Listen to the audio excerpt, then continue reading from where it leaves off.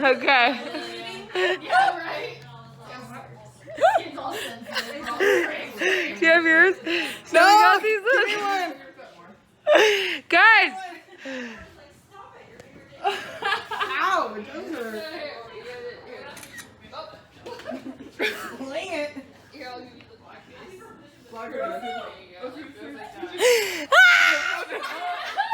Are we twins? Yeah, you guys are really close. Take a picture again. Oh, you're recording? Here, I'll get it. I can't do it now. Oh, that hurts. That's my friends. I love them.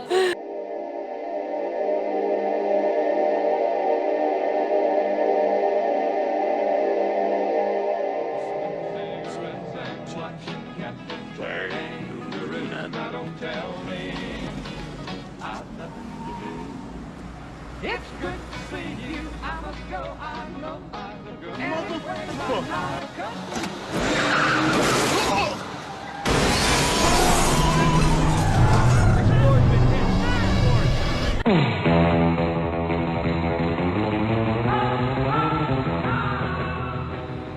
Hold him. Now you listen to me, you hillbilly punk who thinks the world's still round. I'm here to tell you it's not. It's flat!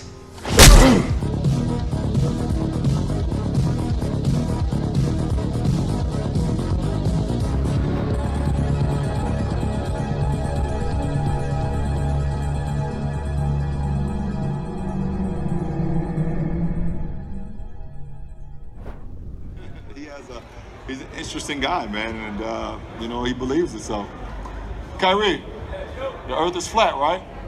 Yeah. Yeah. Yeah. So, whatever. That's news. That's news. Here we go.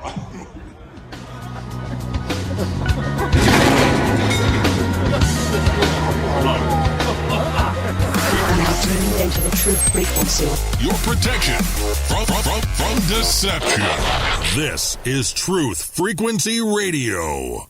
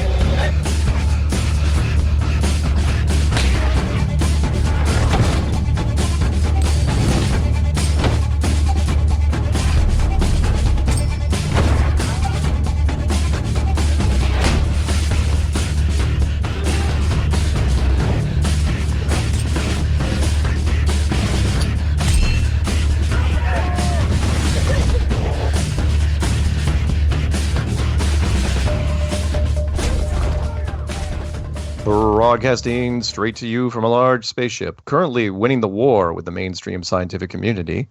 Meanwhile, the peanut gallery is cleaning off his telescope since NASA has stated in America 21 million people believe that the moon landings were faked, despite pictures from Earthbound telescopes clearly showing flags left by the Apollo missions. Still can't see it. Anyone else seen the flag, or at least the lander that was supposed to be left there? Hello, everyone, and welcome to Strange World, where the truth is often stranger than fiction. I'm your host, Mark Sargent, creator of Flat Earth Clues, which propose that all of us are living inside a Truman Show enclosed structure thousands of miles wide. Check it out at enclosedworld.com or just Google Flat Earth Clues if you can't find it. You're just not very good at the internet. For those of you listening to this on YouTube, you want to hear the show live as it happens, please go to Truth Frequency Radio for the latest schedule. Currently, the show is on Tuesday nights at 7 Pacific, 10 Eastern. And yes, Caroline, if it is not January 15th, 2019, then you are listening to a rerun.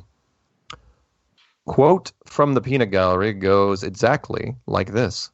Since the mathematicians have invaded the theory of relativity, I do not understand it myself anymore. Who said that? Albert Einstein. The Mark Sargent 2019 Flat Earth Challenge is in effect. This is my personal declaration of war from Flat Earth against mainstream science. I, Mark Sargent, hereby put forth a challenge to any university, foreign or domestic, to loan me a NASA-approved self-contained spacesuit, put me in a vacuum chamber, and pull the switch For more information on this, please check out Flat Earth Clues, Part 13, The Lost Nail. Announcements. Who has the announcements? I do. First off, in fact, actually, I'm going to switch the announcements around a little bit.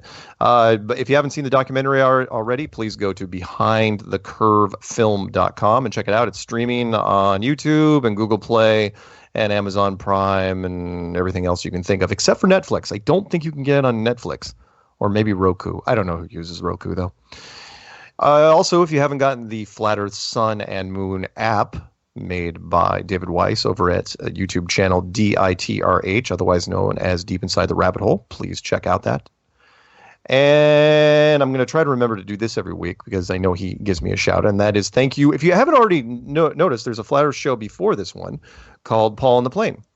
And it's done by not a neighbor, but he's in the general vicinity in the Northwest, Paul.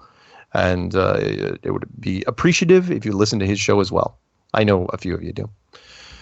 Phone number to call in tonight is going to be 213-233-3998. That's 213-233-3998. Or the old number works fine. That's 720-897-6111. If you're in the UK, don't forget your country code and then dial 44203-393-2871. And if you're calling just to listen, that number is 605-472-9131. We are going to take calls, but before we do that, I would like to promote the Question Everything Conference 2019 in Los Angeles. And because we're doing that, I have brought on a special guest. His name is Joe Garcia. Joe, are you there in Los Angeles as we speak? I am here, Mark. How's it going? It's going pretty well. Fantastic. So 2019 has started, and the first event of the Flat Earth 2019 season is going to be the, other than, of course, the regional meetups, which are all over the place. In fact, there's one happening in San Francisco pretty soon. I'm still waiting to hear the date on that, and I've done a whole bunch of promos. But the Question Everything Conference in Los Angeles is going to be coming up in, 5 weeks? Yeah, it's getting here very quickly. So tell us, give us your pitch. You got the floor. What do you want to talk about here? Okay, thanks. Well, Mark, first of all, thanks for having me on the show. Yeah, this conference has been, we've been putting it together for about 9 months now. And we figured February in Southern California, it's going to be beautiful and sunny. It's been raining here for like the last week, so I'm sure it's all going to go away. But the the conference kind of came about just through the Flat Earth International Conference that was coming about, and there wasn't anything going on here in Southern California. So that's really what got it started. But it started off as Flat Earth, but really like what you say and a lot of the other people say is, it's the 9/11 and the moon landing. Those are two big things. So we have two groups of people coming in to talk about those specific things. Mm-hmm. We're also going to be talking about, CBDs, vaccines. Those are big issues. So it grew into, it's not just that we're questioning the shape of the earth. We're questioning everything. Sure. And we're really just pulling it all out and bringing the top speakers of each of these subjects in. And it's going to be a real remarkable experience over the 2 days that we're here in Yorba Linda, California. So nice. Yeah. So let's roll it out then.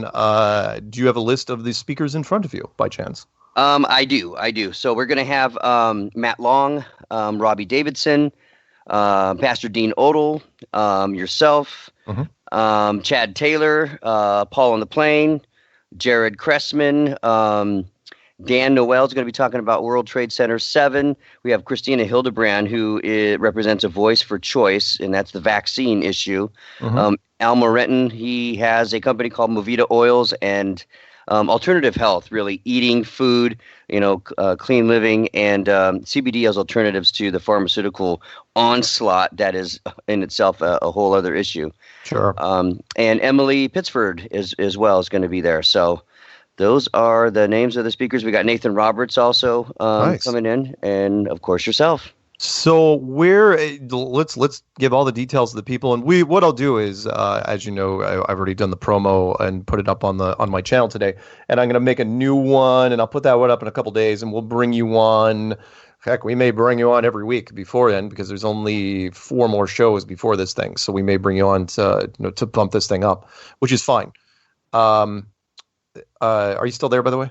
Yeah, I'm still here. Oh, good, because I'm watching calls come on the call board and then kind of drop off every once in a while. I'm going, okay, hopefully the system's working fine. Although, you know what? I may want to... Well, I'll do that at the break. But just so you guys know, anyone that's calling in, I haven't actually activated the phone line yet, so I can see you popping in. Hopefully there's no conflicts there. Anyway, back to the conference. Mm-hmm. Give us the exact, so where exactly is it going to be, and the dates and times, and how do people get tickets? Okay, perfect. Best place to go is QE2019.com. Has all the information. You've got links for your tickets, links to the hotel, which is the Embassy Suites in Brea. It's Conference Central. They have a special rate for everybody that says QE2019 when they book their rooms. Mm-hmm. So yeah, QE 2019. It's February 22nd, 23rd in Yorba Linda, California. Mm-hmm. And yeah, QE 2019 is going to have all the information that they need there. The Embassy Suites is the conference location. There's also going to be the VIP speakers lunch, and that's going to be we're going to have some food brought in from Stonefire Grill, so it's going to be some fantastic food for that. And it's just going to be an opportunity for us us all to get together and have some of the guests that want to get some one-on-one time. Maybe they're not so they're a little gun shy getting up there in front of a crowd of people to ask questions, but they can do it in a smaller environment. Right. And, so it just gives that one-on-one time with you guys. And so that's going to happen the day of the first day of the conference on the 22nd from lunchtime till about 2:00. Cool. Yeah. Cool. That's awesome. Yeah.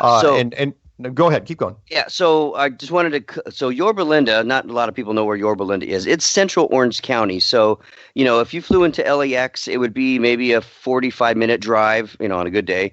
But it's centrally located to Ontario Airport, Orange County Airport, and LAX and Long Beach. So there's a lot of options for if people are going to be flying in to pick any one of the area airports to get a good deal coming in. And usually it's going to be about an hour from any one of those airports. Ontario, Orange County is going to be a little bit closer, but it's central Orange County.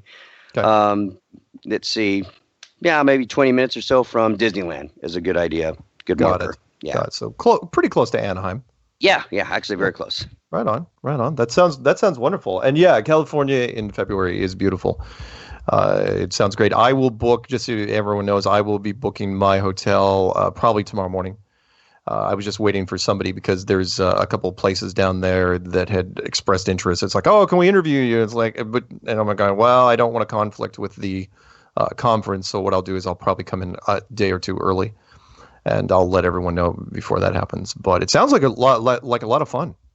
Yeah, we're really hoping and it's one of those things that I would love to be an attendee for this thing. It's just, there's going to be so many great topics talked about. And, like 9/11, there's some new news and, about that going on with the grand jury supposedly happening. So there's, keeping these subjects in the forefront is very, very important because with one generation passing by, it just gets written in a textbook and it becomes truth. And we all know that's where the big deception is. So we are doing what we can. You guys do a fantastic job and keeping all that stuff right in the forefront. So I'm just doing my little part. Well, no, I appreciate it. It's going to be a lot of fun, and we needed a West Coast thing. I mean, of course, we've done regional meetups all over the place. I've literally lost count. My channel now on the meetup promos, I think it broke 200 promos a while ago, which is amazing for regional promos. So it's great that you're doing this thing, and Los Angeles is a perfect city to do it, and I'm excited for it. Thank you. Yeah. Yeah, it should be a lot of fun. So, what? Any other little tips or? You know what? Yeah, you should probably mention the discount thing, which is going to be expiring soon.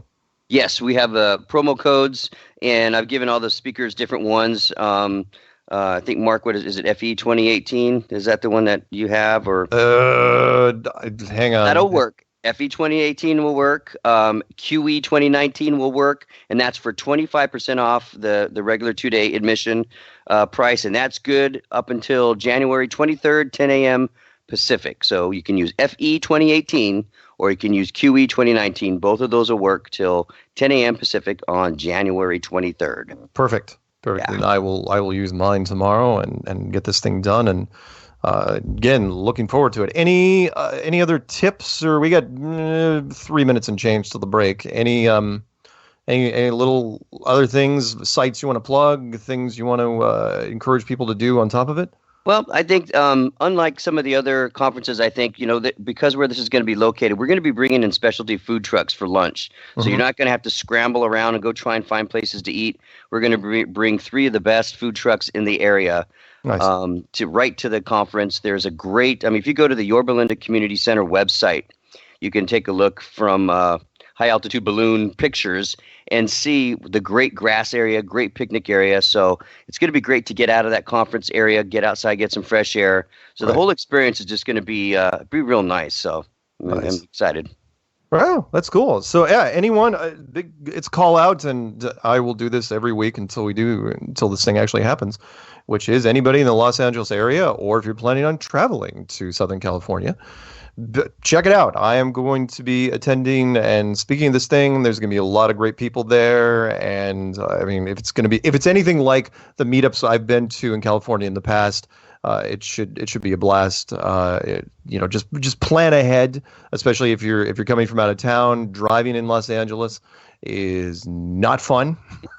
That's true. At all. I can't overstate this, because I was caught doing the National Geographic thing, literally. And of course, rush hour has a lot to do with it. But, when I went from, I think it was LAX, Patricia and I went to the Arcadia meetup, and it took us through 2 hours to drive 30 miles, something like that. Yikes! Yeah. Yeah, it was not good. And they're calling us, going, "Where are you?" It's like, we're 5 miles out, and we don't know how to get there any faster.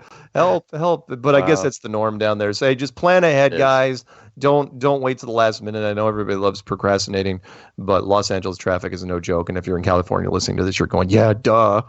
We all know that. So yeah. Anyway, well, thank you.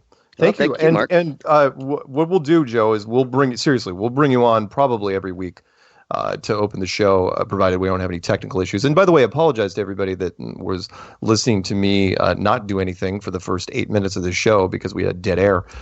It was something back at the studio, and it had nothing to do with me. I swear to God, I've got high-end stuff over on my side. Nothing's broken. But we'll get it finished. But anyway, we'll bring you back next week, and we'll make more promos, and hopefully we can get a nice group of people. And who knows, we're going to be down in California. Maybe we'll get some fun celebrity, or maybe no fun celebrities. Hard to say. Right. But either way, I'm sticking around. Awesome. Well, we're glad to have you, Mark. Appreciate it. Thank you. Anyway, have fun, and we'll talk to you probably in a couple days. Sounds good, Mark. Take care. Thank you. See ya. Bye-bye. All right, guys, phone number to call in when we come back from the break is going to be 213-233-3998. That's 213-233-3998. And what I will do when I pick up from the break in about 3.5 minutes is we will pick up Caroline from Arizona, because she's been dying to tell me a story, and I have been really good about not hearing it secondhand from somebody else. And so I want to hear her cool flat Earth story. And then after that, we'll pick up 281-8864 and 304, and hopefully we can get the phone lines and everything working. And but I will take care of that. So 3 minutes. Hang tough. We'll be back. Don't worry. And thank you. You know what? Also thank you to Zulu One for rebroadcasting this. So anyway, that's it. Cue music. I'm not hearing any music yet. How about now? Nothing? Are we going to break? I don't know. You got to understand, I'm looking at a screen and there's a countdown timer. And so now I have to look at my Skype. And my Skype says, no peanut gallery promo. No peanut gallery promo? Carol, yeah. Why no peanut gallery? By the way, Peanut Gallery, do we have music? Are we going out to commercial? Ghost of Carol Channing. Yeah, I know. Everyone knows that you're not supposed to make fun of ghosts because they will come back to haunt you. And Carol Channing passed away today. And so now it says we're on commercial break. but I'm not hearing on any music. And so I cut off Joe early. And so now I'm just scrambling around thinking of things to say. So what will we do in the meantime? Oh, hang on. Let me see if there's anything else here. Can you see me on hold? It's a weird song. That was at 7:14. Peanut Gallery saying, sing a song. No, I am not going to sing a song. But now I've got to ask. Sorry, guys. I hate to do this impromptu, but now I got to message the studio and say, I got to put the mic down for a second. I got to say, hey, are we going to commercial break? Straight into nothing, because commercial break is not kicking in. And I don't mind, but I'd like to know because I wasn't planning on taking a break necessarily, just having a drink of my lemonade. Anything? Anybody? Peanut Gallery is saying, shows probably delayed commercial break because we started late. Bring Caroline to tell on her story. Yes, I will. But before I do that, I've got to call in because I wasn't planning on taking calls until after the break. So we're going to go to TFR and we are going to say dial pad and call. And hopefully this works. And then as soon as that pops in, we will bring on Caroline, hopefully. Caroline, dear, are you there? I am here. Hello. Fantastic. Okay, so here's what we're going to do, Caroline. We're going to just kind of wing this because apparently the timer I have on my screen says nothing. So I'm just going to listen for the music every once in a while. And if that happens, you know what? Before we even do that, let's give this the chance for the music to play. We'll give it one more chance. Quick shout-outs, 2 shout-outs for people that sent me physical things in the mail.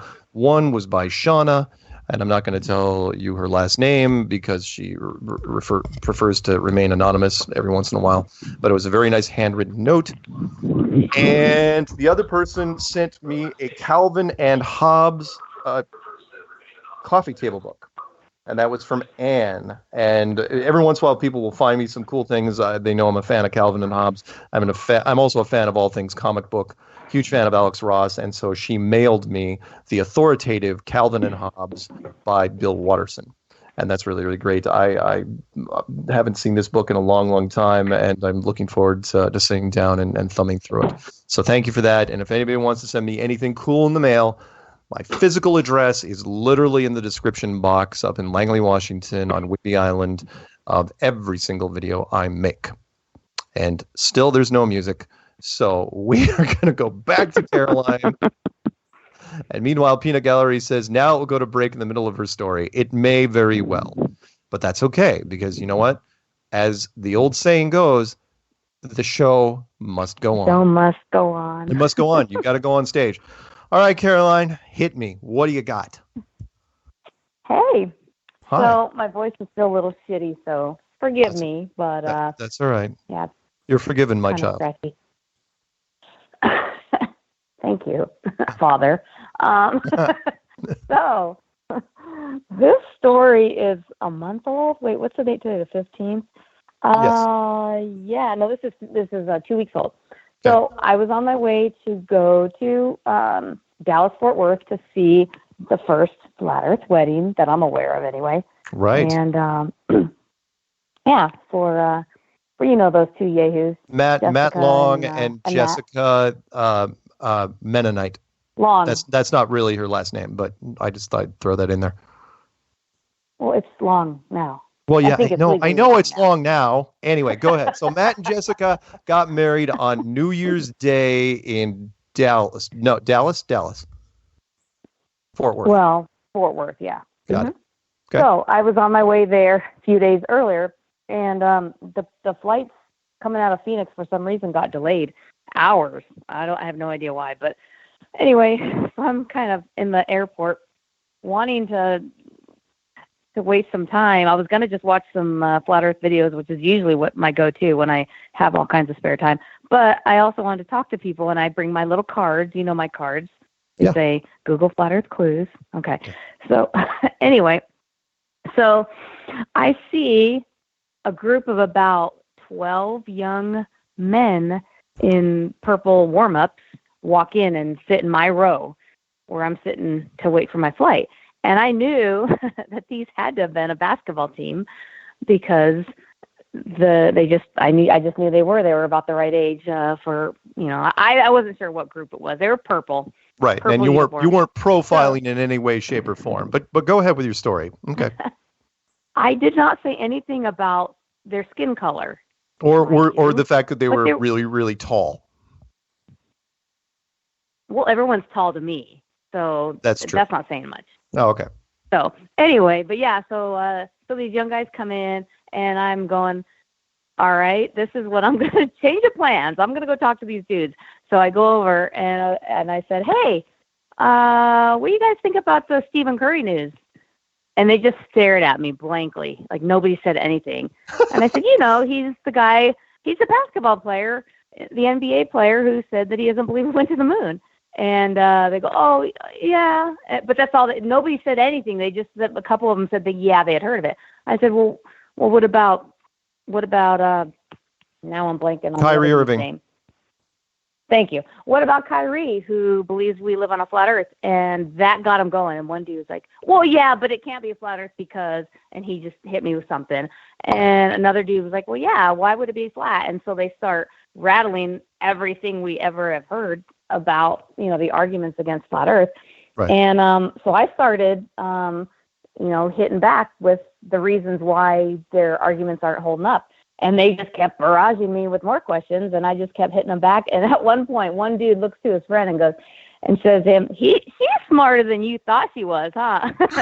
So they kept going at it, man. And some of them are saying, what about seasons? Well, what about the sun? How come the sun can't light up the entire earth at one time? And it's everything that we've all heard it before. Right. And one of them even said, well, when he said, what about the seasons? I was like, oh, hang on. So I run back and grab my phone and pull out. Guess what? DITRH's app, the Sun and Moon app. Thank you. Yay! Pull out the Sun and Moon app, and I show it, and I was like, here is how you get the seasons. And I showed them everything and explained where everything was, and they're just like fascinated. While I'm talking, one dude across the way says, is this it? And he holds up his phone, and he's got it on his phone. It's like, yeah, that's the one. He goes, all right, I got it on my phone. So at least one person had already gotten the app in that conversation. Nice. So, I know. So, of course, he got the free version because he's a college kid, but that's fine. Right. But anyway, so this conversation probably went on for upwards of an hour. An hour? You're sitting there hitting up a basketball team, which, of course, leads itself into a whole nother set of jokes. You're hitting up a basketball team for an hour about flat Earth? Well, my plane was delayed. So, yeah, I was. So it was so cool. And the funny thing was, Mark, they were not the only ones listening. As I'm talking to them, I'm acutely aware that people whose backs are facing me or where they're facing the other direction, they're starting to turn around and listen. And I probably had an audience of about 40 people listening to what I was saying. Are you serious? Yeah, I'm sweating. I can tell I'm getting like, oh my gosh, I can just go with it, Caroline. So I'm just going. And I hear them start talking amongst themselves, and I hear them asking the same kind of questions that they're asking me to each other. Holy smokes, hang on. Anyway. Wait, the music's kicking in. All right, I'll wait. Hang on 3 minutes. We'll come right back, okay? Okie doke. Okay, I'm going to mute you.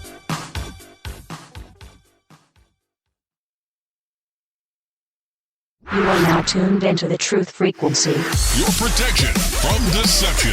TFR. Truth Frequency Radio.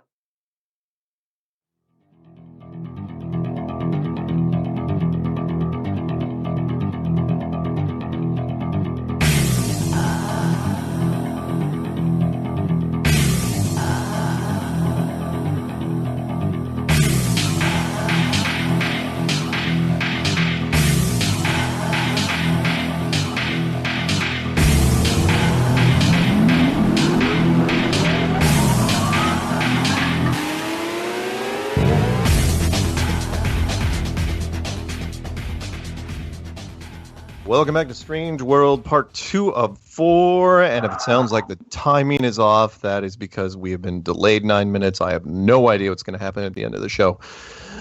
We were currently speaking with Caroline from Arizona, and the story starts out a little bit like this. She was spending time with an entire college basketball team, which could be either the intro to a Penthouse Forum letter or one of the videos made by Karen B. But apparently that's not how this story it goes. It's not going the way you would expect it.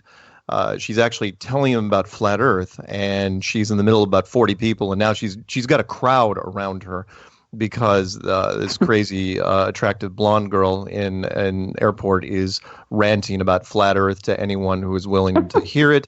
And security has not been called yet. Take it away, Caroline. Okay, so there was one dissenting voice, I will say.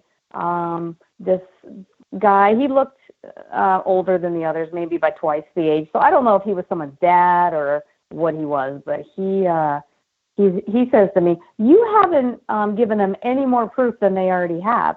And I said, "That's not my job to give them proof. My job is to tell them that maybe they should question what they've been told, and they can do the rest." And he didn't like that answer, but that's what I gave him. But there was a young man there, the same one who got the app. When I'm telling the story, when I'm talking to him, he goes, "Are you telling me that everything I've ever been told is a lie?" And I said, "Oh, it's worse than that, dude." I said, "How about what everyone's been told before you for 500 years is a lie? So it's not just you. We've all been lied to." And he just does this thing where he puts his head in his hands and just kind of shakes it. And I'm like, "Yeah, we've all been there. It's all right." And it was just very much the way we all feel when our eyes get opened and, we realize that this world kind of sucks because it's a big lie. Yeah. But regardless, the older gentleman was probably in that same zone, which you've seen before. And that is, back in my day, we listened to the government and we listened to what television told us. Well, that was good enough. And by God, the older gentleman was younger than me, though, Mark. Oh, well, again, he was probably in that mindset, though. And that is, I mean, as you know, I personally know people that it goes from God's lips to Fox News. And if it is not on Fox News, if it is not a CNN, NBC, ABC, forget all those. They will not listen to those, though. That's just the damn liberals. And it's got to be from Fox News. But if it comes from Fox News, it's absolutely gospel. And no matter what it says. And it's like, wow, really? Really? I used to be one of those, unfortunately. Yeah. I'll admit well, and I'm not going to be hypocritical. You and I have talked at length. Whereas I grew up on a very rural, sheltered island, and I didn't even think that people in authority lied until I went to university. I literally be like, "Yep, everything is absolutely as presented. There's no lies out there." It might as well have been the beginning of the Lego movie. Everything is awesome. And that was me. Everything's great. And then I saw JFK, and then I was like, "Oh no, everything's not great. There are bad people out there." Go ahead. Well, I told them, I was like, "You guys are a bunch of young people that are starting in your knowledge base." I said, "You're basically being taught to regurgitate information, and then at the end of it all, you are going to have letters after your name. But that does not mean that you know how to think, and you need to realize that there's questions that need to be asked, and that's all I'm here to tell you." Yeah. And anyway, at that point, I'm going. I see them kind of standing up, like, "Yeah, well, we got to go." I'm like, "Oh shoot, I may need to go too." So I go to the desk right there, and I ask the woman there, "Is this still a gate for going to Dallas?" And she goes, "No. We've been calling people for that flight for about an hour." And I said, "What? What gate?" She goes, "You need to run. It's that gate three gates down. You need to go." She goes, "What's your name?" And I tell her, and she goes, "We've been paging you for about 7 minutes." Or no, she didn't say 7 minutes. Oh my God. She said, "We've been paging you 7 times. So yeah. Anyway, so I run to the gate. I get on, and I still am able to board my flight. So yeah, Yeah, I made Lucky. it to my flight, but I know, it was cool. So anyway, I know it Nice. sounds like the end of the story, but it's not. What? There's No. more. Oh, what happened? So you're on the plane now. So I'm on, well, no, I get on the flight, fly to Dallas, get my rental car. I'm driving to my Airbnb, and I get a text from one of my offspring.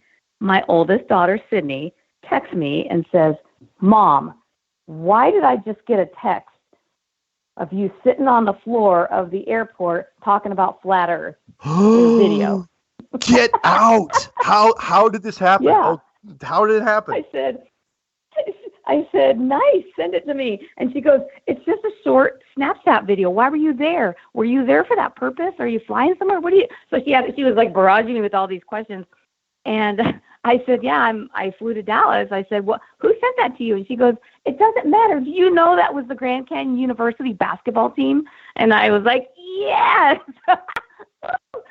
But that was the college she applied to go to. So she has friends that were there that somebody recognized me and videotaped me and sent it to her. Shut the front door. Are you serious? I said, yes. I'm sending her all these texts. I'm like, yeah. She goes, what are why the did you do odds that somebody from her university would recognize you, talk about flat Earth, and then do one of those sly, I got to film this, and then right. Send it to her. It's like, hey, there's your mom. I know, right? So the best part is that I'm an empty nester and I'm still embarrassing my kids. This was fantastic. You must She be was very, humiliated. very proud. I am. I've done so well. That's great. Oh, hell. You know me. I've been harassing my family members that I don't see very often at all for a couple of years now. They can't even escape me. It's like, oh no. They got the weird family member that everybody's like, we don't talk about him anymore. Yeah, we don't talk about him. Well, you get ready because this year's going to get even worse.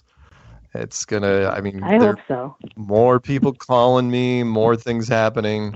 It's getting nutty out there. I mean, to the point where I don't want to keep you too much longer because unfortunately there are other callers, and we'll talk later. But there's so many videos, there's so many channels now getting into flat Earth. I can't even keep track of them all, both for and against. It's amazing how this new surge of people that are making anti-flat Earth videos, and I keep trying to tell them, it's like, all you're doing is adding to our metrics every time you make a flat Earth video, saying flat Earth is terrible, flat Earth is wrong, this is where this flat Earther is stupid. You're just adding to the metrics. It just makes it bigger. But whatever, you were warned. Yep, all publicity is good publicity. Do you still believe that? All publicity, even bad publicity, is free. That's really where it starts. But yeah, all publicity. It's not that it's good, but it adds to it. It's still, you've heard me say that producers will tell you, they'll say it doesn't matter if they love you or they hate you, as long as they're talking about you. And look at Jersey Shore. Snooki is a perfect example of that.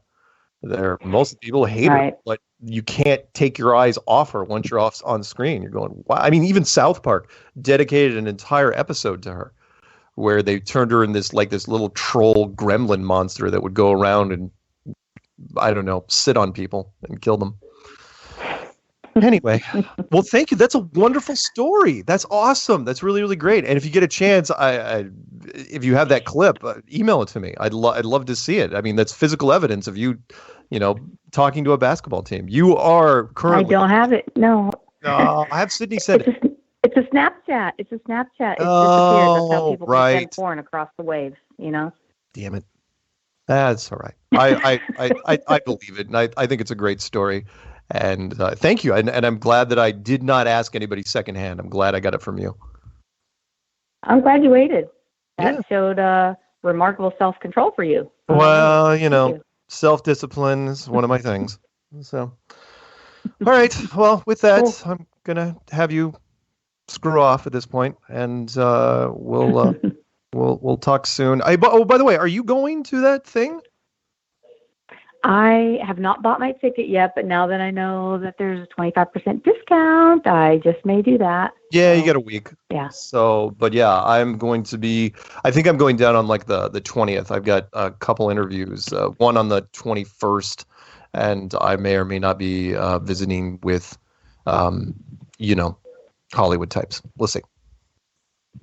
I'm sorry, I didn't mean to laugh. Did I spit in the phone? Okay. The beautiful people, those guys. Yes. Right. Well, I'll say hi to the beautiful people this weekend when I'm in Hollywood. Well then, aren't we Miss Fancy Pants? Okay, we'll talk soon, okay? Okay, bye. All right, that was Caroline from Arizona with a great Flat Earth story. Let's jump right over to, because I have and by the way, the Flat Earth or the Peanut Gallery is keeping me abreast of what's happening with the station breaks. So let's go to 281 area code. Sorry, he's been waiting for 33 minutes. 281, you're on with Strange World. Sorry for the wait. We've had to deal with a few things. What's up? You good, Mark? What's going on, man? It's Ron, man. Hey, what's going on? Man, it's crazy. I was listening, and it's ironic, man, that you're an Archer fan like me, and also I grew up collecting Calvin and Hobbes books, reading them. You made me pull out my collection, man. Cool. Yeah, I'm a big Calvin and Hobbes guy. I love the whole imagination of a boy, and how, it's amazing because the guy that wrote it, Bill Watterson, he's an ex patent attorney, if I'm not mistaken. A real straight-laced sort of guy. And it's amazing the creativity that he generated from Calvin and Hobbes. I just adored that stuff. Yeah, and this was back in the 80s, 90s/90s growing up. I'm looking, I got the original Calvin and Hobbes, Something Under the Bed is Drooling. Yep. Scientific Progress Goes Boink, The Lazy Sunday Book, Weirdos from Another Planet, Yukon Ho. I got all of them. Yeah, it's great stuff. Yeah. Anyone that has not, and I know that dates this a little bit, but if you're into cartoons at all and you've never read a good comic strip, check out the Calvin and Hobbes collection. It is priceless. Oh yeah, man. I was watching on the local news today. They had people outside of NASA behind the government shutdown. Mm-hmm. They need to go back to work. That was on the local news here in Houston, man. And I also heard on the news earlier today while I was riding to work that it's getting crazy. They're saying that they can grow cotton on the moon. Seriously? I promise you, man. Google it. I heard it today on News 740 here in Houston. They said, man, we can grow cotton on the moon. They're sending some seeds up there, so say, or whatever. They can grow cotton on the moon. Where I'm like, it's getting out of hand. The fact that NASA had to release a story, I think it was today, that said that they were backing, because a lot of people were saying, because China supposedly landed a probe on the far side of the moon. And just about everybody in social media is like, we're not getting any video. Your still shots are terrible. You didn't go to the moon. And NASA's actually backing China, where NASA's saying, oh, no, they're totally legit. And, of course, when you think about it, they have to. NASA can't come along and say, yeah, it does look a little fishy, because then people will be like, oh, really? Well, we got a few questions about your stuff, too. So they're coming out and saying China's absolutely #legit. They're absolutely on the far side of the moon. Yeah, they're not going to shoot any video, even though it's 2019 and we were doing 30 frames a second of video in the 60s. But whatever, that's fine. And now we can grow cotton. Cotton, yeah. In what? Ash? I don't know, man. I don't know. But I know you got other callers. One more thing, man. Yeah, last week, when you were on with DRTH, and you said jazz hands, and you were trying to remember what it was from. You were absolutely right. It is from Archer. It's from that episode where his mother took Krieger to go see The Wiz. Right. And he was like, jazz hands. Jazz hands. Both episodes of Broadway show. Jazz hands. Yeah, I love. That's all I really had for you, Mark. I love. Last thing, a show is great when you can't pick a favorite character.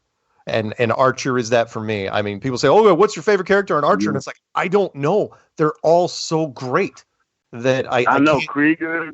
Yeah, Krieger, man, Pam, even the secretary, even Carol / Cheryl is great. They're all wonderful. funny in their own little, Yeah, Krieger though, it's got to be Archer. You'd think Krieger is the weirdest, but I don't know. Sometimes there's others that are weirder. Anyway, they even had shows where Cyril had me cracking up. Cheryl / Carol is wonderful. I love it. Yeah. Anyway, man, thank you for calling in, and we'll no problem, man. We'll talk soon. Take care. I'll holler back. I'm listening. Okay. All right. See you, man. Peace. All right. Let's jump over to I don't know. How about 864? 864. You're on with Strange World right now. Just me and I don't know, whoever's listening at this point. Just Jack. It's just Jack. You don't come up as I wish you'd come up as something other than wireless caller. I am a wireless caller. How can I plug that into the drone strike? I mean, we got your latitude, your longitude. It's like name question mark. I doubt you have that. I doubt you have the latitude or longitude either. It just keeps blinking, this question mark. It's like, initiate. And it's like, no, I can't because I don't have a name. And I don't want to fill it in. I'm lazy. So what's happening, man? Not much. I'm doing some planning for mid-February to do some flat smacking in Charlotte, North Carolina. And I want to encourage anyone who's within 100 miles to make the trip because, it's worth it. We need to get this truth out. And it's great that we're making videos and we're waking people up that way, but I think we need to get into the streets and really explain it, because a lot of people are just seeing, the nonsense, bogus stuff that you get in mainstream. You type in flat earth in YouTube and you got to go through 4 pages before you find a legitimate video. Right. It's ridiculous. We need to get out on the streets and spread the word and send them to the right websites. And I just want to encourage anybody, like I said, within a 100-mile radius of Charlotte, if they want to come out, they can email me, justjackflatearth@gmail. And me and Karen B will be out there. And it's going to be a good time. So, I'm sorry. What day is this on? Give me the date again. February. Hold on, I got to look at the calendar. I'm sorry. Oh no, it's okay. Should have been more prepared. No. February 16th. February 16th. February 16th in Charlotte, North Carolina. Just Jack. Charlotte, North Carolina. And Karen B, renowned tennis pro and ex-adult film star. You guys are going to be doing flat earth activism. I don't think you're going to be setting fire to many things, even though the slideshow depicted some fire. And I didn't actually get hassled from that, which was good. Very good. But did you Photoshop that yourself?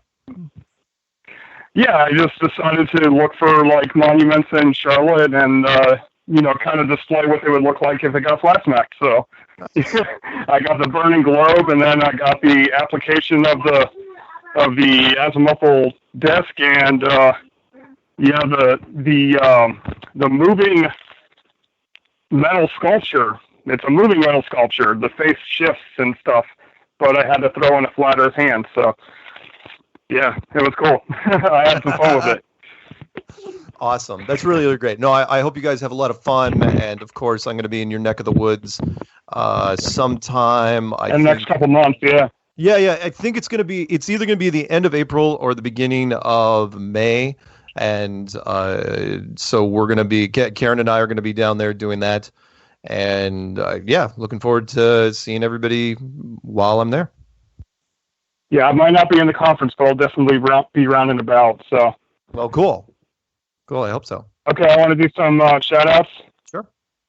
I'm going to do a shout out to Bob from Glowbusters, Zulu One, Shauna and Shanna, Horishi, Caroline, Effie, Mishka, Karen B, Bill Duke, Christopher, Brian Burton, Constant Bird, Shanna, Music for Truth Dread, Andrew Zace, Peanuts Clark, Tim Budas, Nick Terziski, and again, shout out to Bob from Glowbusters. And you forgot one. You need 2 shout outs. You forgot one. I forgot one? Yep. Ace McCloud? He's not here. Yes, Ace McCloud. I was about to say. Shout out to Ace McCloud, even if he's not here. Absolutely. Nice. That's one of the best shout outs, most comprehensive shout out I've ever heard.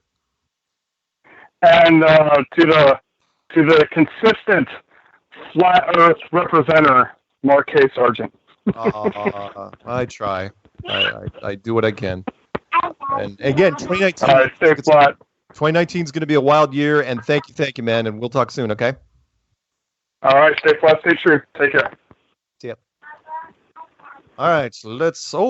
Peanut Gallery says we have 5 minutes till the break. Let's see if he's correct, shall we? And the station has said that we were going to go our normal length, so the show will not end in 1 hour. It'll end in 1 hour and 10 minutes. So I'll have to come up with 10 minutes of filler. Let's go to 304 area code. 304. You are now unmuted. Hey, Mark. Hey. That's Nathan. I just got a question. What do you think our IQs would be? Say you graduate high school with a 4.0 GPA. Right. Knowing what you know now, do you really earn that grade? No. I mean, IQ scores I think have a bearing, but it's all based on memorizing and regurgitating information that may or may not be accurate. It's basically okay. Take this textbook, absorb as much as you can, and throw it back at us in the same form. Right. Which is fine. I mean, there's something to be said for that. I mean, you get points for that, but if the information is wrong, then what have you really done? I feel bad. You've heard me say anybody that's got a master's degree or higher in a physical science, I feel bad. It's like, thank God there's not that many of them, like an astrophysicist or an astronomer or somebody that deals with the Earth's crust. But at least the majority of the people aren't that. I mean, somebody's going to be hurt by this. No question. National Geographic actually asked me that. And I go, look, there's going to be growing pains no matter what. But as far as the IQ goes, take it or leave it. I know so much aesthetic information. It's scary to me. But I think I've almost reached my limit because as I'm learning new stuff now, other stuff is being pushed out. I feel it sometimes. I don't know if it's good stuff or bad stuff, but I do forget things. Or maybe it's just because I'm getting old. I'm not sure. Anyway, what else is on your mind? Yeah, I saw you uploaded a video with a song goes something like, "Hey cat, catch chat. Didn't you realize the Earth is flat?" Who sings that one? Oh, okay. That's nobody. That was done by. Okay.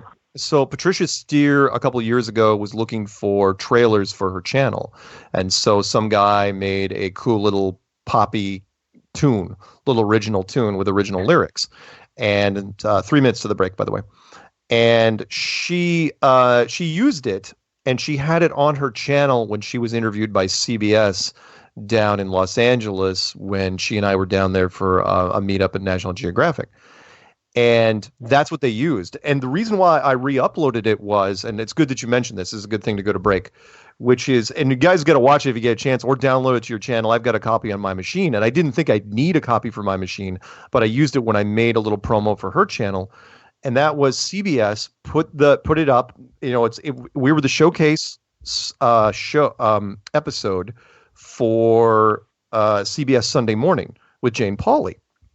And it was the top of the charts. It was literally the top of, when you typed in flat Earth over the last, 3-4 months, it was always the top of the charts. It had almost 1 million hits. And all of a sudden, one day, they pulled it off of YouTube and they pulled it off their own website. I mean, you go to CBS.com, it's gone. It is literally no longer there. And I thought that was really odd. We really ruffled the feathers of some exec. And I don't know why, but I felt bad because it was her best work, and it's not gone, of course. We've got copies of it lying around, but I thought it was sad. So anyway, that's what you're referring to. There was nobody in particular that sung it. If Patricia wants to let us know who exactly the artist was, I don't think it's any major artist, but it was an original song made for her channel. There you go. Awesome. Yeah. Thanks for that. Yeah. Darn. A lot of stuff going on, I guess. Appreciate everybody calling in and giving your thoughts on flat Earth. Don't be afraid if you're a new person just listening. Call in. It's just you and Mark, remember. I mean, it is. It's just you and me. And I'm not. You know me. I don't rip on anybody. So again, that number is 213-233-3998. That's 213-233-3998. And when we come back from the break, we'll pick up 909 and 250 and 254 and anybody else. I try to answer them in the order they are received, but no promises. And thank you, Nathan. Yes, sir. Thank you. Hey, by the way, don't forget to pick up your potions and do all your stuff. Got it. Thanks, man. All right, see ya. See ya. Bye-bye. And what I was kidding about was, well, not kidding, it's serious, and that is there's a Flat Earth Guild in Warcraft. There's only one of them. And apparently I am Guild Master, even though I didn't form it. Somebody actually formed the Flat Earth Guild and then gave it to me. So if you want, you can join. I'm on the Stone Mall server. All you have to do is come in and say, invite me to your guild. Just don't rip off the guild bank or anything like that. That's rookie. That's what that is. Anyway, we'll be back in 3 minutes. Don't go anywhere.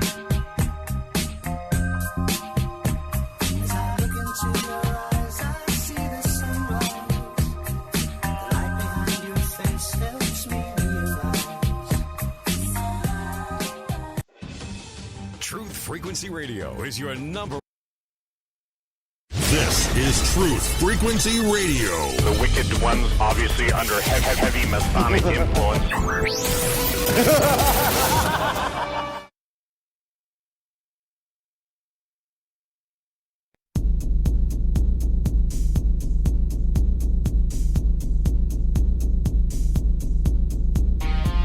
Major Kong. Primary target the ICBM complex at Laputa. Switch all receiver circuits to CRM discriminators. What's cooking on the scrapboard?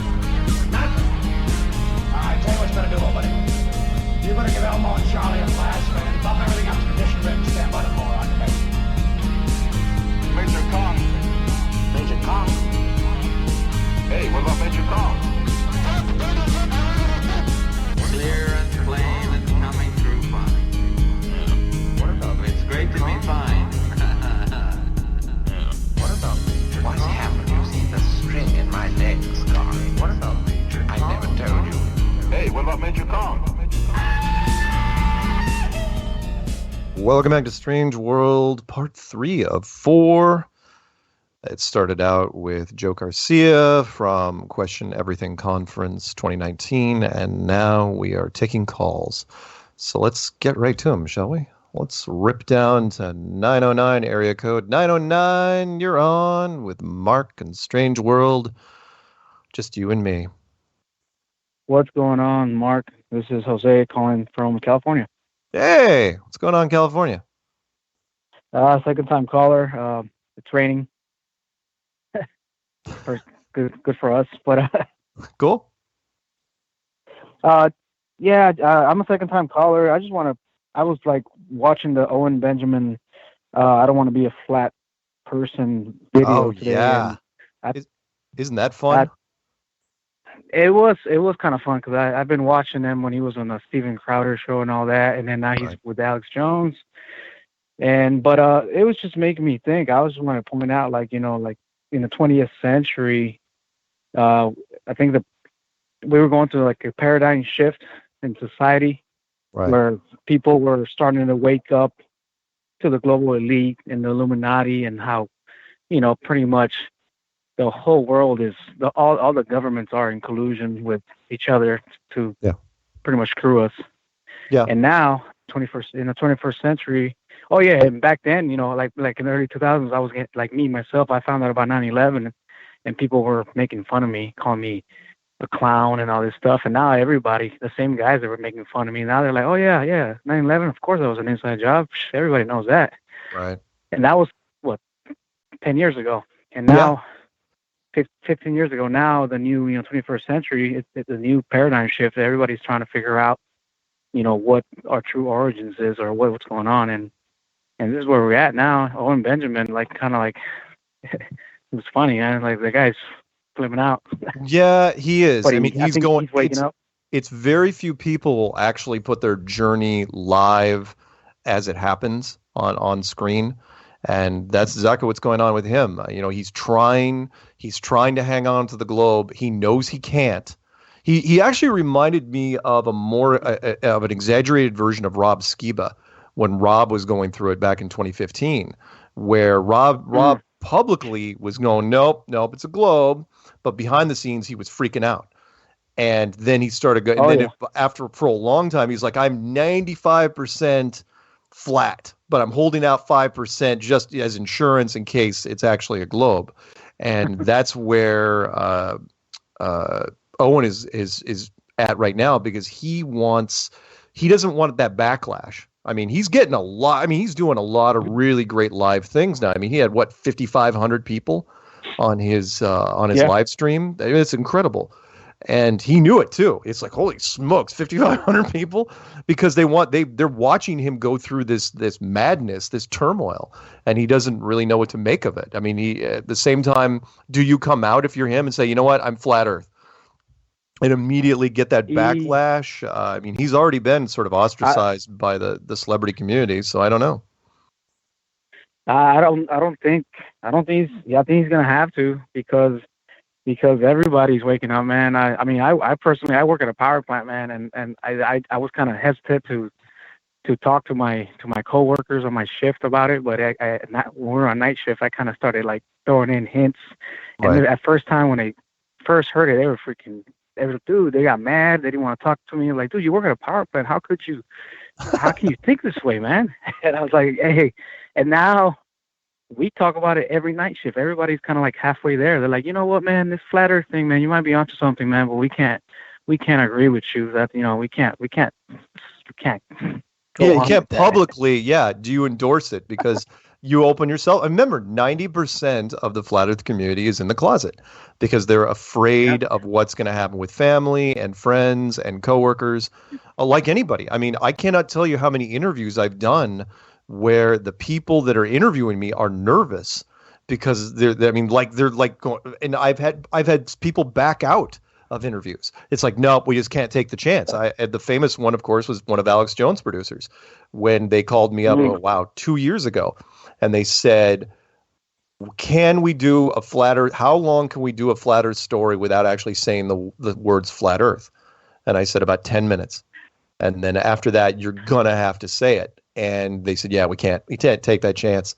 The backlash, could be devastating. And they would be right. In some, I mean, like Rob Skiba, I think lost 5% of his subs when he did, but then he gained back a whole bunch more. And now anyone that doesn't do it, I mean, now we've got celebs that are coattailing us just for that reason. They want to try to get, because flat Earth is still really, really hot. And anyway. So yeah, that's cool. I mean, hopefully Owen Benjamin shows up to one of these events. I hope so too. I put out a feeler to him because I heard a rumor he was actually up in the Seattle area, and as you know, I'm also in the Seattle area. So it's like I emailed him and said, hey, if you want to get together, I'm here. I'm not going to push him though. I'm not going to do what Eric's doing. Why Eric is getting himself in trouble? It's like, stay out of the freaking chat room, dude. If Owen, I'm not saying that Owen's a hothead, but when he gets a head of steam rolling, get out of his way. He is a ball of energy. Yeah. You do not want to upset that guy. And Eric's, Eric has not done the interview yet. It's like, look, do the interview first, then maybe you can mess with him a little bit, maybe. They're doing damage. Yeah, they're doing damage control now with China and the moon, dark side moon. Side of the moon. Right. Yeah, because when NASA's going to it, I mean, NASA's in a tough spot because they can't exactly embrace China and say that, oh yeah, we should do joint space missions with China, because then people will say, well, why aren't we on the far side of the moon with them? And at the same time, China, they can't fake it well enough to, they're not sending back any video. And well, it's because it's the other side of the moon. It's like, really? That's your excuse? Yeah, I mean, that's it? That's all you got? That's why you can't broadcast 30 frames per second? There's no way you can do it? Whatever. It's 2019. Yeah, that's can I get? It's 2019. Yeah, I know. It's time. Hey, can I give a quick shout out to Gentle Ben and Jess, the Van Helsing, the Demon Slayer in Rancho Cucamonga. That's it. Yeah. Thank you. Yeah. Cool, man. Yep. Anything else? Have a good one, Mark. All right. No, Hey, that's it, man. you have a good rest of your evening. We'll talk soon, okay? All right. Bye-bye. And let's jump over to 250 area code. 250. You're up in Canada. I'm gathering. Hey, Mark. Hey. Up in Canada, yeah. How's it going? Oh, it's going pretty good. Can't complain. I mean, Right we got through the technical issues, but what's going on with you? Oh, not much. Just wanted to give a quick shout out to the Peanut Gallery. Oh, that guy. Yeah, and just to start off that way. But I wanted to ask you, when do you think they're going to make a movie about Flat Earth from a Flat Earther's perspective? No pun intended. Soon. There's a whole bunch more documentaries that are in the works right now. As a matter of fact, there's a documentary team that's going to be flying up to Seattle for another one kind of similar to Behind the Curve. But I don't know, as far as doing it from our perspective, the quintessential victory movie, I don't know. It's going to take a little while because remember, the general population is still really skittish about it. So we're going to see more movies about is it or isn't it? Here are the people involved. Maybe they're not so weird. Here are Flat Earth meetups. We've got the numbers, but you can't. Here's the problem: if you make a Flat Earth movie entirely, if one of us, all of a sudden got a couple $1 million and decided to make one, it would come off as a propaganda film, and that makes it a little tough to do. So I don't know. It's not going to matter too much though, because again, the seeds are planted everywhere. Look, we've put out roots in just about every demographic you can think of, every career you could think of. We're everywhere, from A-list, from people in the high, from corporate mucky mucks and A-listers in the celebrity world, down to somebody that serves fries. We're everywhere in between. And if we're that broad of a spectrum, who can stop us right now? And you'll hear me say this if I end up going on whatever talk show, which is you could march every available scientist into social media right now and have them try to fight Flat Earth, and it would do nothing. In fact, it would just make it worse. So if that's the case, then all we have to do is wait. It's gonna happen. So don't sweat it, man. I hear that this month that Logan Paul's putting out a documentary, and I feel like he's just gonna be like shilling everyone or something. It's supposedly For those of you who don't know, he came on his a boxer named Ryan Garcia, I believe. I'm not looking it up in front of me. Yeah, I saw that. Ryan Garcia came on his show, and which was great. He said, a quote for the current caller: "A man who carries a cat by the tail learns something he can learn in no other way." That's from Mark Twain. Right. But Logan Paul here. So on Ryan Garcia, a boxer from Mexico, undefeated. He came on and he said his favorite conspiracy was Flat Earth. And then Logan Paul says he's going to be releasing the documentary of our generation here in another 2 weeks. 2 weeks from about now, 3 weeks from then, and he considers it his best work.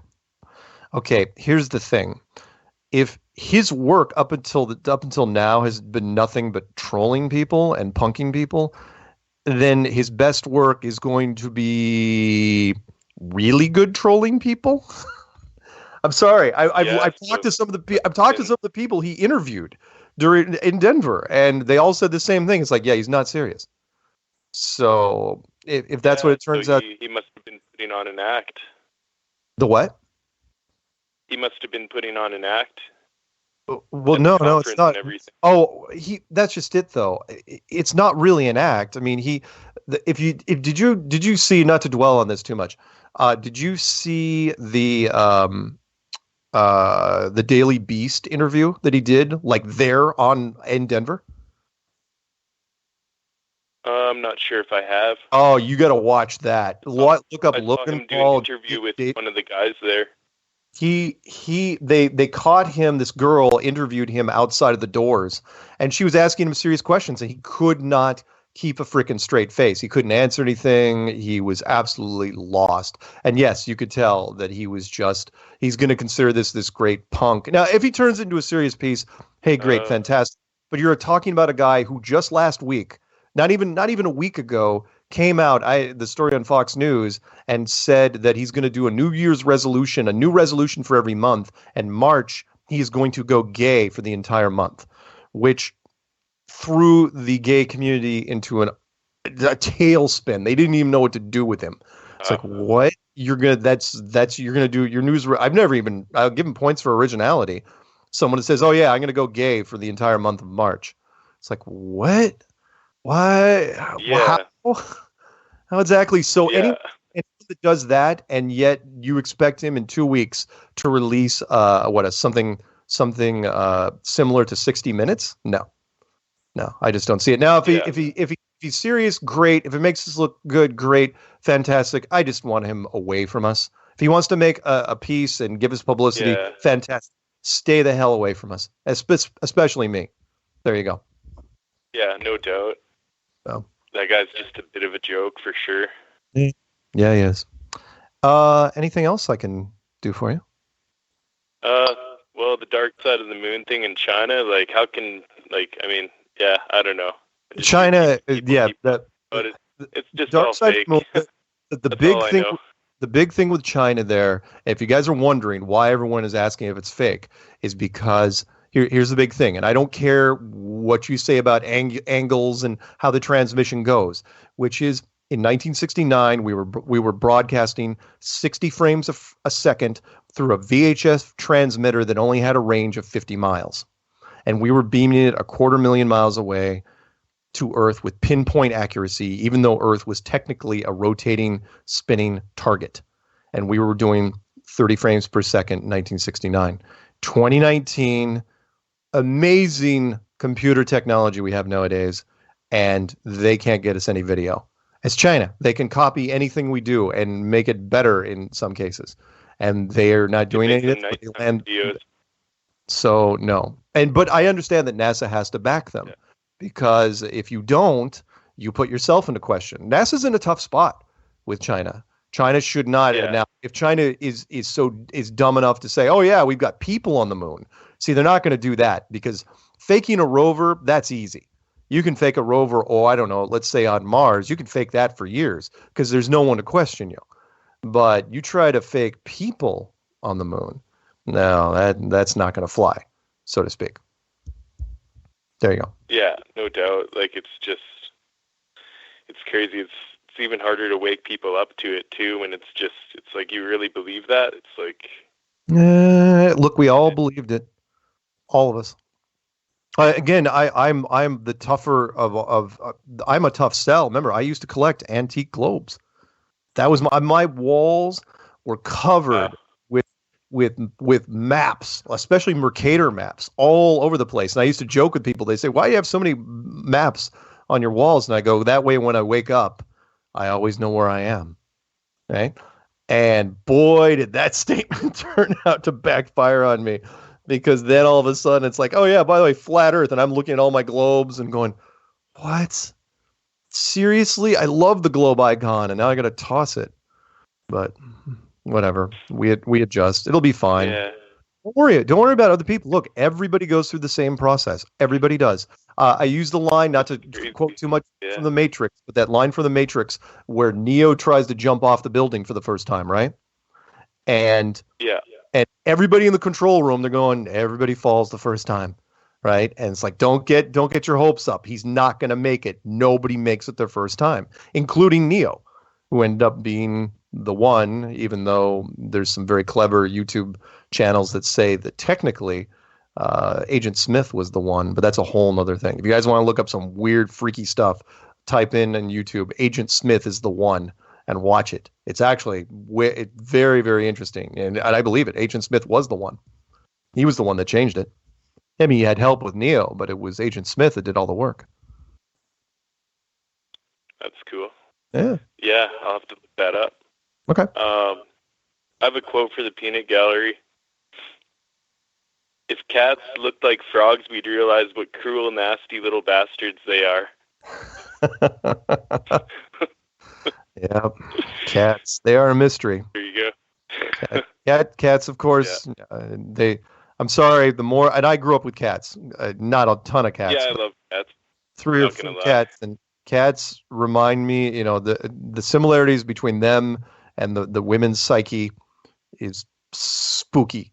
Sometimes it's absolutely spooky the way cats act. But yeah, for sure. Come here, go away. Enough said. Yeah. All right, man. You ignore them, they come. Yeah. Any shout outs? Let you go. No, I think that's it. Shout out to whoever's out there, I guess, and keeping it flat.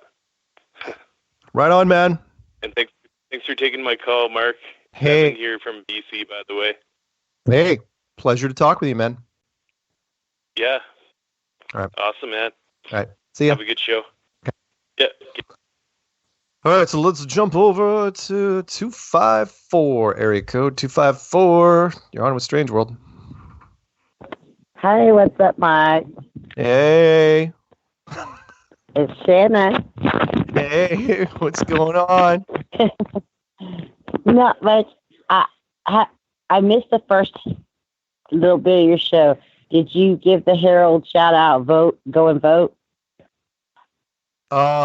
No, I didn't, but I probably should. What I was first hoping to do, because I was trying to tell them that the Everett Herald, which ran a story on me recently, they didn't put flat. The reason why I couldn't even find it this morning, and the reason was because they technically didn't put Flat Earth in the title of their video, and so if you type in Flat Earth and then Sargent, it shows up. But anyway, so I was trying to get him convinced. But yes, if you guys want to read a story, and they weren't exactly the kindest people in the world to me, and part of it wasn't necessarily the writer, it was the editor. The editor hates Flat Earth. But you can vote on whether or not you think the world is flat or not. So all you have to do is type in. Yes. Go ahead. Paul on a Plane, if you go to his earlier show today, there's a link in there to go straight to there where you can vote. Amanda posted it, and if anybody's listening and you're a closet, 90%, go vote. Go vote. Right. Okay, so you can. So the short version of this, all this stuff is that there is a article by a Seattle newspaper on the flat Earth, including me. And you can go there, and they've got a little survey down below, whether it's completely anonymous, whether you think the Earth is flat or not. And go to it and check it out. If you can't find it, you can go to Paul on the Plane, his latest video, or seriously, just type in Flat Earth and then my last name, Sargent, Sargent, and click on News. You should be able to find it. It's by the Everett Herald, and hopefully, I would imagine they'll fix the title tomorrow, or maybe they won't care. Because again, you could tell, because she didn't even the reporter that interviewed me, she didn't come up with the title. You could tell that somebody else in the tech department did that. So hopefully, and tech support guys are usually heavy science based, and I'm sure he hates me, but whatever.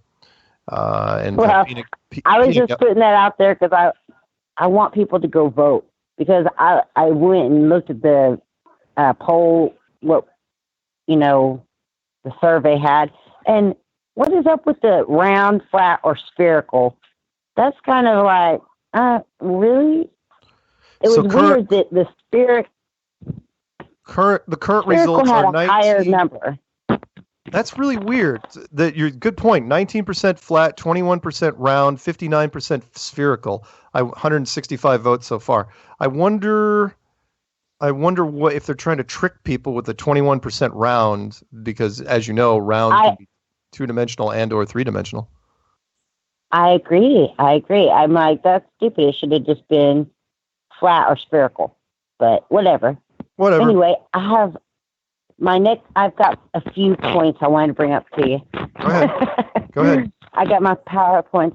My next thing was, what do you think about watching Owen Benjamin wake up or try to not wake up? And by the way, we got 3 minutes, so when the music plays, I'm going to let you go. Oh, crap. Owen, that's all right. No, Owen Benjamin, I like what he's doing. I like the fact that he's wearing his emotions on his sleeve and that he's sharing everything with us. That it's raw, and I'm hoping he'll get there. Like a lot of people, he kind of reminds me a little bit of Red Pill Philosophy. Red Pill Philosophy went through the same sort of stuff, and he did it live, although he wasn't as amped up as Owen is. I mean, Owen's drinking a lot more, obviously, and plus he's a stand-up comedian. So I love it. I can't wait to see where he goes with it, and I hope one day I get a chance to talk to him. Okay, next thing. Have you looked into the lead paint thing that I told you about? No, I have not. Sorry, I've been really busy. I haven't either. But I was hoping maybe lead paint. I don't recommend it. I don't recommend anybody sitting down with a bowl of lead paint chips and start chewing on them. Don't do it. I don't recommend that either. But anyway, okay. And are you into vortex math? Am I on what? Into vortex math at all? Like 369, the whole vortex math. A little bit. Okay. Why? Because I am. I love it. I'm fascinated by it. But you got to remember, there's only so much time in the day, and I have to look at a lot of things. So. Oh, I understand. You hearing me? And there's so many different maths out there. Like Marty Leeds math's totally different. Oh, I love Marty Leeds. Marty Leeds is good. I do too. He's awesome. Yeah. Very good math out there. Anyway, I will let you go because I know what we got. Maybe a minute and a half? Yeah, not even that, I don't think. Well, I want to shout out to everybody out there. Zulu One for putting you up before you're even out there on YouTube. He's so awesome. I love Zulu One. I love Zulu One. He's great. He is great. The other Mark. And also, I want to shout out my family because they're all very supportive. My close family. Cool. Even though they're not. And also, Flat Out Elected. I'm a real big fan of Flat Out Elected because I am a Bible-believing person, and he's putting out some good messages. I don't know if anybody knows him, but he's doing good messages out there. So, cool. If anybody wants to check him out. All right. So, awesome. Mark, I appreciate everything you do. Well, thank you. I know the community loves you, and you are a good dude. Thank you. And there's the music. We'll talk soon. All right. We'll come back in 3 minutes.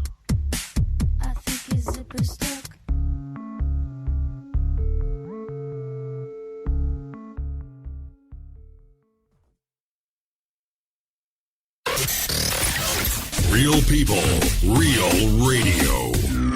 Initiating the truth frequency. This is Truth Frequency Radio.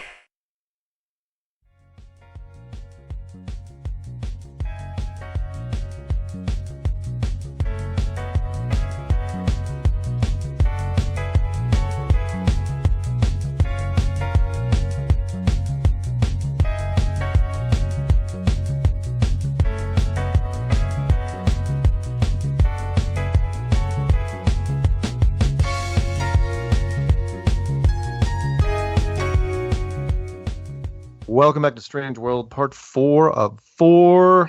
It is a call-in show. We're talking about all things flat Earth, or you know what? Just anything that's on your mind. Phone number is 213-233-3998. That's 213-233-3998. And yeah, that was Joe Jackson stepping out from his album, Night and Day. All right, let's get right to it. We're going to do 916-510-845, and then we're going to bring in a special guest to talk about ballistics.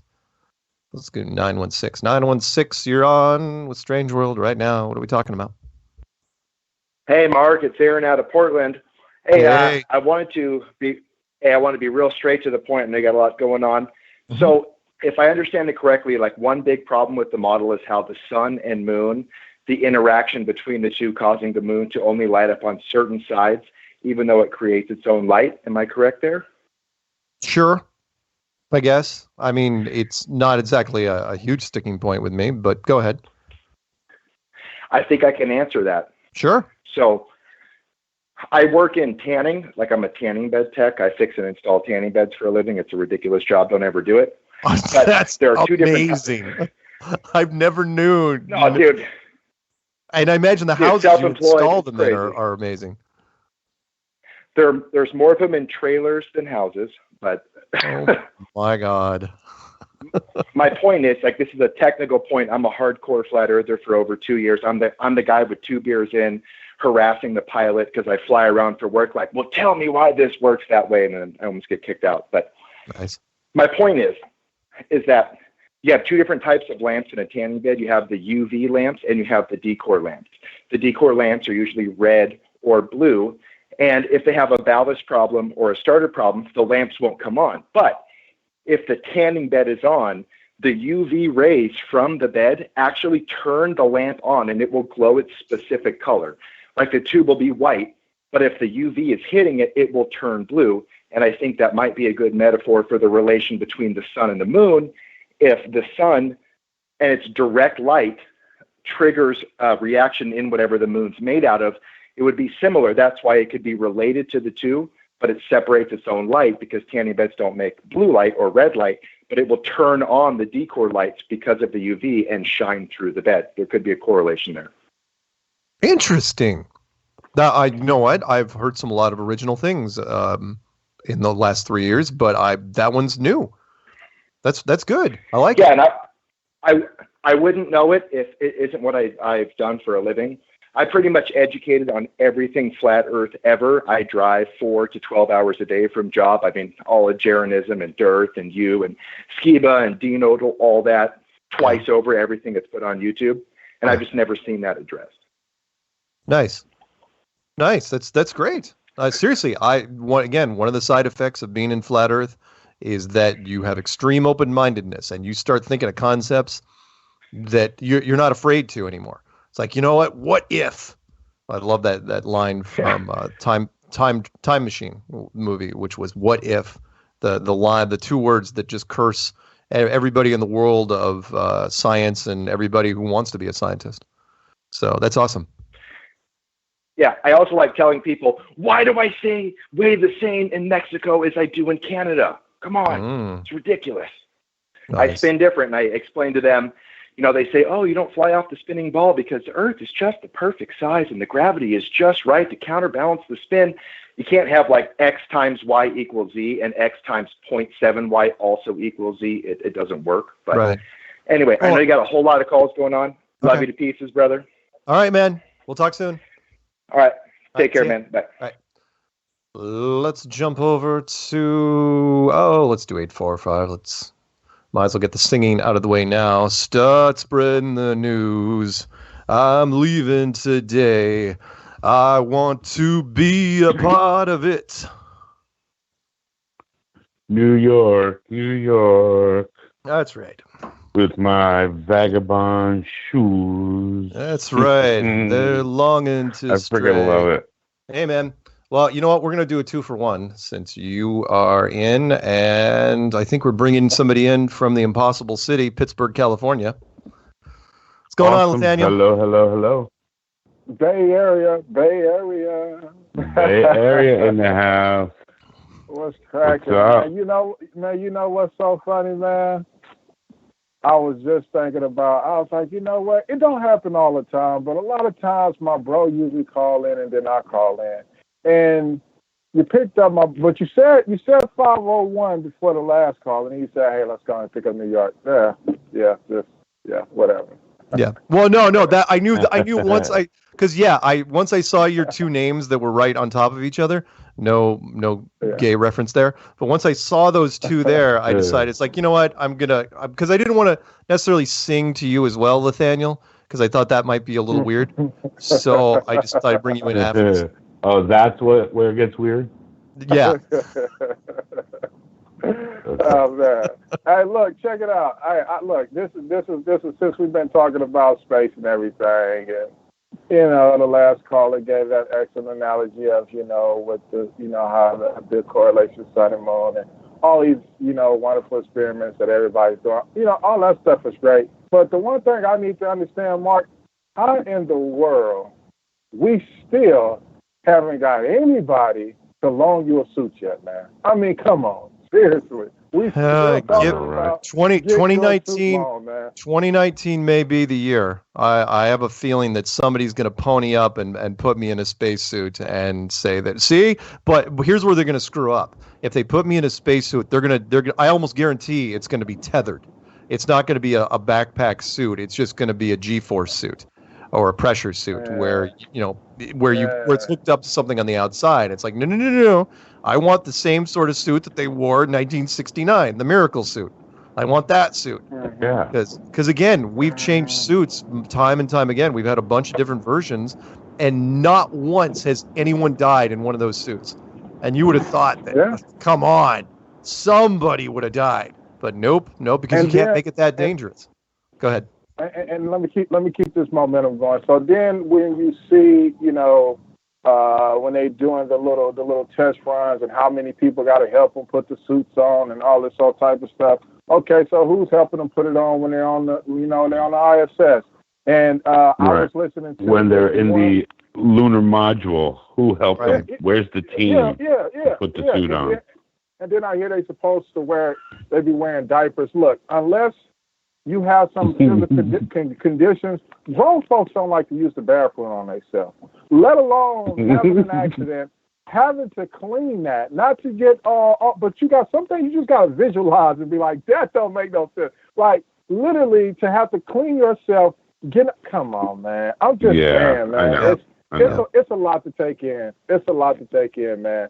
But at the same time, when I think about myself, and when you think, I'm not sitting there saying that this is a direct correlation to keeping this thing under wraps, but it definitely helps. The average person, man, they just super busy. Like myself, I'm up at 5 a.m. I don't get home till about 9:30, 10 o'clock at night. And so it's a busy world out here, and now I understand people's getting woke up. But when you think about the totality of the ocean and how vast it is, and how there's stuff out there that we don't even know about, that's a good parameter to keep people, off. And the fact that the average person, none of us have the ability to just go out and just go fly up in the sky. You just don't have that ability. So those are two perfect, work is to where, you can continue to keep this thing going, but obviously, as we all believe, at some point, it's going to unravel. But at the same time, I can still see why people are just holding on, because, I mean, hey, how many people, even all of us, to be able to put money together and I mean, look, man, when I've been watching a lot of a lot of aircraft carriers, and I mean, the ocean, man, that place is daunting. It's dangerous, and that's only what they show us. No doubt, I wouldn't go out there. I don't like it. I get it. So that's my spiel, and then my last thing is this: it makes sense what you were saying about NASA having to back up China, and then another question we need to ask is, okay, so let's get off the American bandwagon, because everybody talking about, you got Russia, you got China, and all these other programs, who have a space program. Okay, so why they haven't, because it's just a natural thing, man. Somebody always outdo the next person. It's just records are meant to be broken. It's just a natural thing that happens. Nobody ever thought, for those who keep up with basketball, nobody thought that the Bulls record would ever be broke. But it was, but Chicago, I think they broke it, or they came close to it. But the Warriors did what they did. So we are, especially men folks and women too, not to be sexist. We like competition. We like competition. We like to outdo somebody. And you're telling me none of these other agencies haven't even got together like, okay, let's go ahead and one up the Americans because we tired of them getting all the accolades and so on and so forth. No, Right. you don't hear about that. Everybody just backs each other up with the grainy pictures and so on and so forth, and they just show us anything and hook, line, and sinker. But hey, that's my spiel, people. All right. Thank you, Lieutenant. Awesome. Cool. Mark, would you like to chime in at all? And I got some. Thank you. I got some real quick. I think we would have higher IQs if we got tested now if we went back to school with the knowledge we have. I think jazz hands came from Friends when Joey had to teach a class, and he had to go do jazz hands, and that was like 90s, early 90s. Okay, I like it. Too funny. My favorite character on Archer is Pam. I love me a big buxom blonde. Oh man, she's okay, such an well, okay, awesome, before awesome chick. Pam, normal Pam or cocaine Pam? No, and either one. Just love her. She's awesome. She's awesome. She'll beat the hell out of anybody. She's awesome. I don't know. I'm attracted to her. I think she's an awesome character. Oh. And and you know what? Years ago, there was China put out pictures or information saying they put something on the moon, and immediately the UFO guys, because this was way before Flat Earth, the UFO guys were saying, "Oh no, those are copies. Those are the same exact photos that NASA put out. They just don't have the end numbers in the corners. They're committing fraud." And so people have been beating on these guys for a while, even the non-flat earthers. Wow. Which I thought was interesting. That is interesting. All right. Yeah. I have a go ahead. Oh, go ahead. I have a quote for you. I'm sad that I can't go to Cali. No worries. There's going to be stuff all year. The quote from the peanut gallery for you is: "Loyalty to a petrified opinion never yet broke a chain or freed a human soul." That's from Mark Twain. Nice. Yeah. That's very good. Because all right, well, I gotta let you guys go because I gotta talk about. I got a quick quote. All right. I would prefer even to fail with honor than win by cheating. Sophocles. And that's just in reference to the fraud and stuff. Okay, later, man. Love you, brother. Tell that to Tom Brady. Bring your guest on. All right. Talk to you soon. All right. Peace. All right. We're going to talk ballistic tables real quick, and we're going to bring on a guy who's got firsthand experience with big-time ballistics. And recently I saw some tables, because you guys have probably heard me say that on my subject matter expert list, we've got everyone from Army, Navy, Air Force, Marines, and shooting everything from artillery to tank rounds to missiles, you name it, sniper instructors. And they've all said the same thing, which is, oh yeah, we've heard about the tables that deal with the curvature of the earth and the rotation of the earth, but we never use them. And then finally I got a hold of some recently. One was done around World War II, and with big guns, big guns, Navy guns. And then another one from the 1990s, which was dealing with artillery rounds. And it was interesting because the World War II charts actually had something in there, which, again, it went along with what I had heard, which is, oh yeah, we've heard about the charts, but we never use them. And sure enough, the World War II one had something to deal with the rotation of the earth. However, the one from the 1990s, back in the Gulf War days, did not. So the question is, why didn't it? And then I saw a third one just today, and I can't remember if it was for tanks or not. But that one also had two different charts, one for the curvature of the earth and one for the rotation of the earth. And it was very, very interesting. And I was hoping my guy here would be chiming in, but I don't see him yet, and I don't know why, which is okay. I can pick up callers in the meantime while I'm waiting. But what was interesting was that the charts showed just the slightest of variations. Oh, right. I'm going to bring him in through Skype. So hang on 1 second. Let me buzz him through Skype. And let's see if I can get him. Did I get him? No, I did not. So let's go back. Hopefully I'm still talking to everybody. And now I'm going to say add. Nope, not him. Yes, add him. And add. All right, let's see if I can bring him in right now. Mystery guest, are you here? I am here. How are you doing? What am I doing? How are you doing? I'm doing fine, and the chat box, now the call board, just so you know, you're going to have to be the last call, because the chat board has disappeared, because as you know, the show ends in just a few minutes, technically, but it doesn't end actually for another 10 or so. So let's kind of recap. So you and I have been discussing, do we want to say your name or not? No, yeah, it's Brian. All right, this is one of the subject matter experts from the testimony show list, Brian Burton, Master Gunner, United States Army. So he did tanks, if you guys haven't figured that out by now. And we were talking about charts recently because I acquired a chart that showed, and you and I saw the same stuff.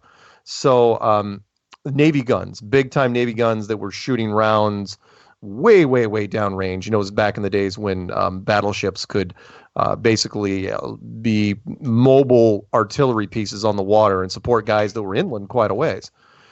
And they were accounting for, they had a chart that was supposedly accounting for rotation. And this was back in the 40s.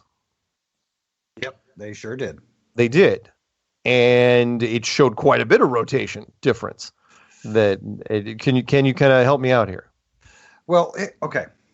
So we have the charts, and the artillery chart was one from the 90s that I sent you today that do have rotation also. The guns was good because that went out to 42,000 yards.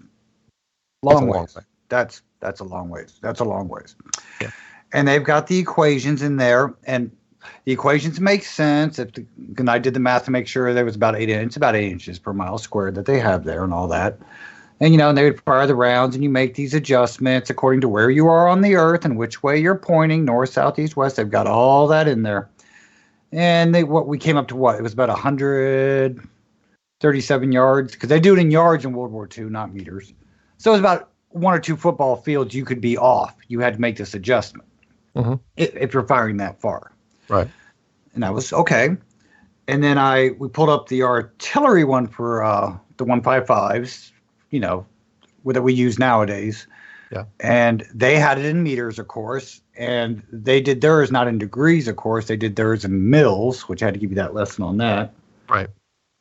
But basically, we came up to what? They have to make an adjustment when they're shooting 4,000 meters of about half a degree, maybe. Yeah. Yeah. Nothing. Right. Almost nothing. So I'll play the devil's advocate with them. So this might be why we really don't care about the charts, because it's such a small degree. Anybody knows artillery, they fire a shot. There's an observer that says, hey, you missed. Adjust this way. They adjust and they blast everything out. So, okay. So maybe they're there and that's why they don't use them. But that's when we were discussing, and I'll confess, when I saw these charts, I had my moment of, oh gosh, maybe it is a globe. But well, yeah, until you start thinking about it, though. And then we started talking about it. The interesting thing about these firing table charts, they also tell us how fast the rounds are moving. Right. And especially World War II one, that's what we loved, because we figured it was saying, about 1,400 feet per second, right? Roughly, yeah. Yeah, roughly. And that's when, as we were discussing, we determined what else goes 1,400 feet per second or faster. Right. Planes.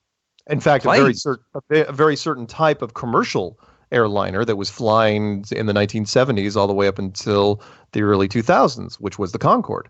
The Concorde, yes. The Concorde actually flies faster than most the old school artillery rounds. Well, fires faster than all of them. And most it flies, but more importantly, it flies much, much, much farther than those rounds go. So it's basically a super long-range artillery round. And, of course, nowadays, it's like a long-range cruise missile. I don't care. Either way, it's it's a projectile at that point.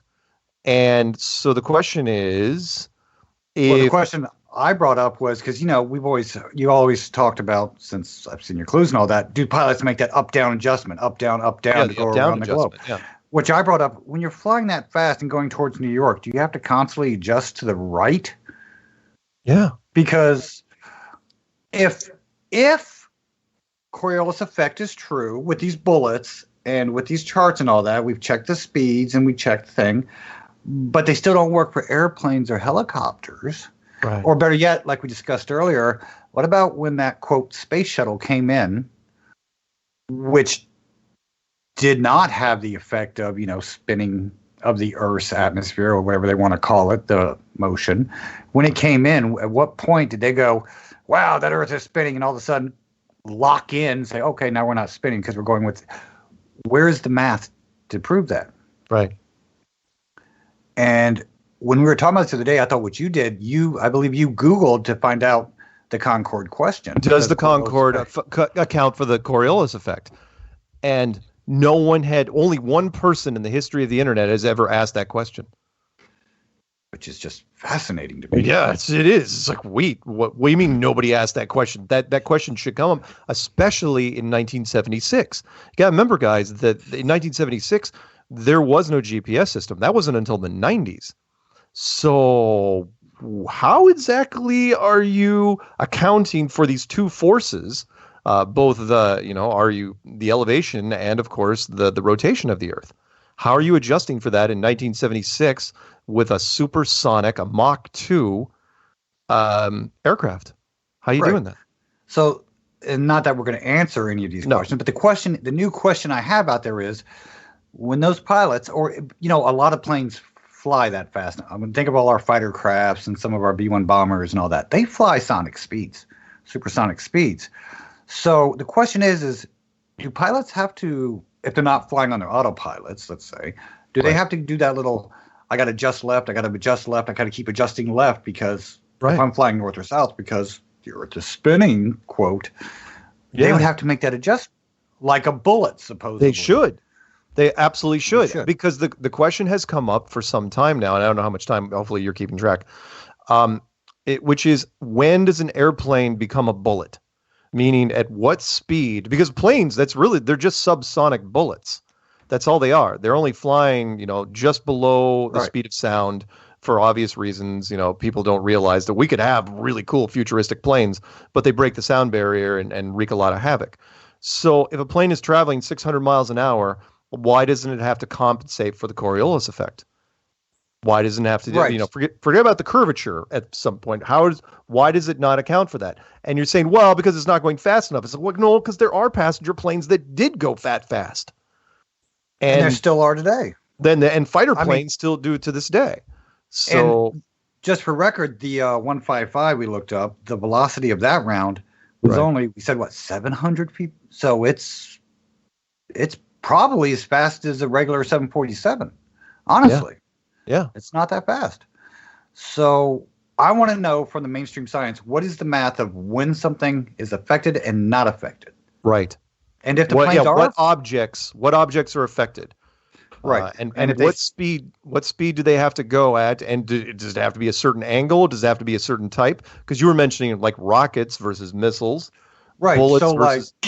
Apache helicopters nowadays, they fire rockets, not missiles. The rockets they fire out, everybody's seen the Vietnam stuff where the Hueys fire the rockets out. They fire those several kilometers.